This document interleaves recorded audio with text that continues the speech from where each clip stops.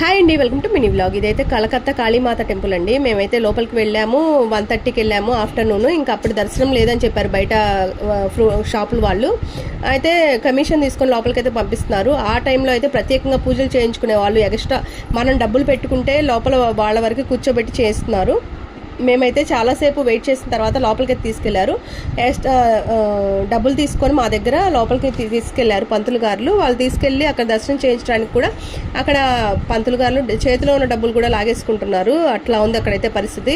చాలా అన్యాయంగా అనిపించింది. అక్కడ డబ్బులు దోచుకుంటున్నారు. ఇంకా అమ్మవారి దర్శనం అయితే చాలా బాగా జరిగిందండి.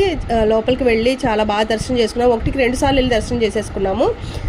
ఇక్కడైతే శివుడికి అభిషేకం చేస్తున్నారు. అవైతే చూసుకొని బయట చుట్టూ కొంచెం చూసుకొని 2 సార్లు అయితే దర్శనం చేసుకొని వచ్చాము. ఎవరో ఎక్కువ డబ్బులు కట్టినట్టున్నారు. వాళ్ళైతే గంటన్నర అమ్మవారి ముందు కూర్చోబెట్టి పూజలు అయితే చేపిస్తున్నారు.